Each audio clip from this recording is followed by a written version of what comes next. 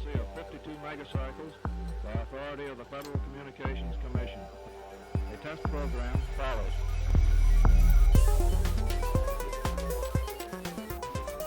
For you who are trained technically, I need hardly say that there's still a number of problems to solve. I guess you know them as well as anybody knows them.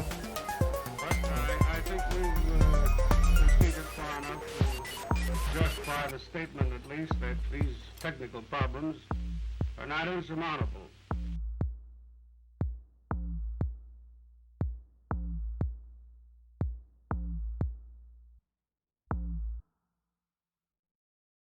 I did manage to record the captain game and the red game of the Key Frogs taking on Knowledge's Power, but Team Exalted will be taking care of that for us.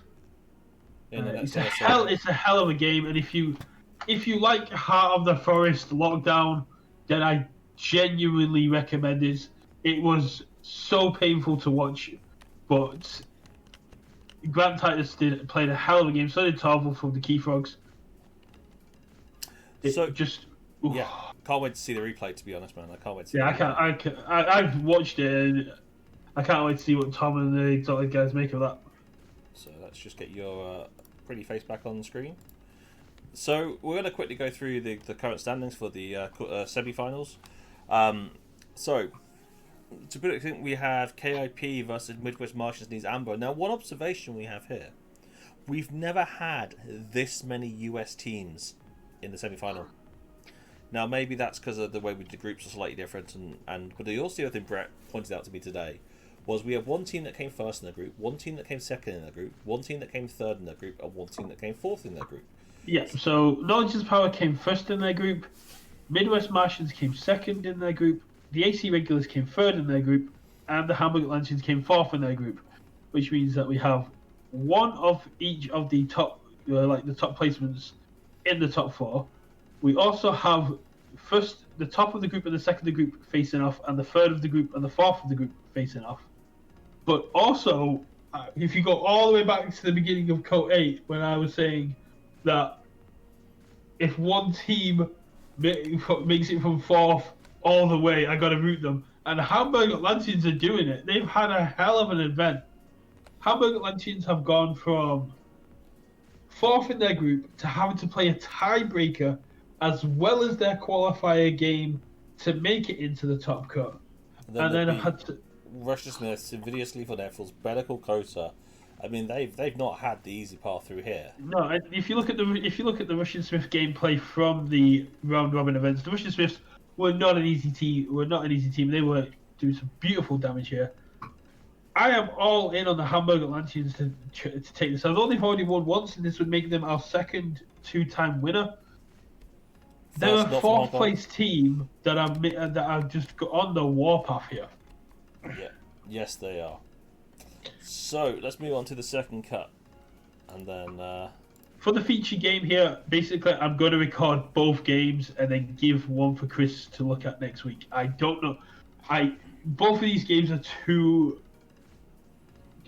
I can't pick between these two games, so I'm going to record both, and then I'm going to give the other footage to somebody else. But depending on how the games go, it might not be the most interesting one you get, but it'll be the one that I find the most intriguing. I mean, yeah, I look forward to it, to be honest, either way. So here we go into the top two, and then here we have the Final Swindle Alpha. No Kampfhands in Austria. No Kampfhands Austria won the final game in the top 8 because of a Southwest Wales Necklifters could not arrange the game. And so they conceded, which was great, and great to see the South Wales Necklifters. I hope they're going to be back in the future, as I am with every team. But that's going to be an interesting game to see because, again, two good teams.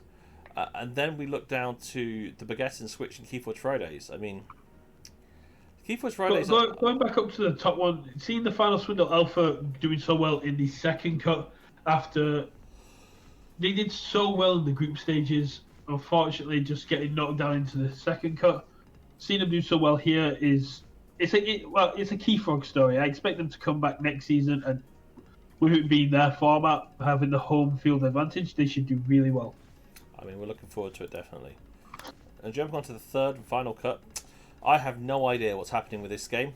So both of these teams, unless they tell me they've submitted them, are going to get a drop. And World Wormhole, which unfortunate for them, is going to have their third bye in 4 games. Because they had. It's weird because I've seen Senseless like their page posted on Facebook. And they have posted trying to arrange for easier from the bottom up, but that was only yesterday morning, as far as I'm aware.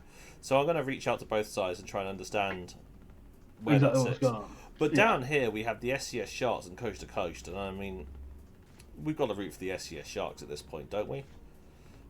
Do we though? Well, they're kind of the British team. I kind of feel it's them or the Yanks, and Yeah, but Coast to Coast have had to take on the Moonkeys and the HKB, which are both very strong teams. yeah, that is true. That is true.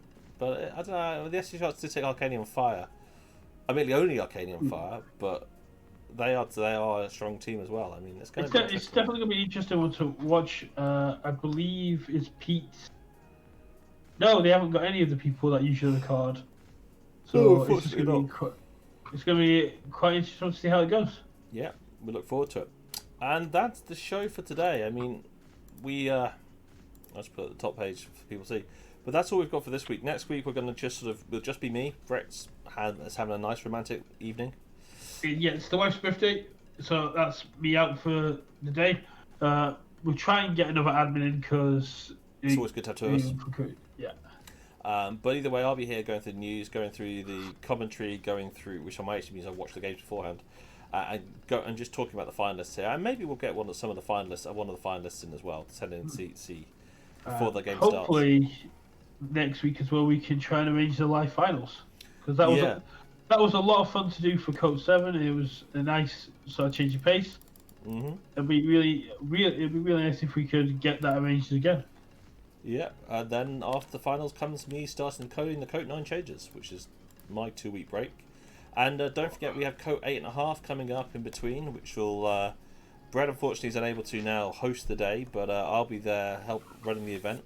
Unfortunately my wife's management team are flying her up to the Netherlands, so I'm on daddy duty for 2 weeks. So we're gonna try and get the event still going, but it might not be as smooth as we were hoping. Our events are never smooth. Where's the fun in that? But that's it for this week, guys. Thanks so much for watching, both of you, or possibly one of you at this point. And have a great week, and we'll catch you next time. All right. You're going to jump to the credits? I will jump to the credits. Don't worry. I'm just looking for that button. It's there. Oh, early night.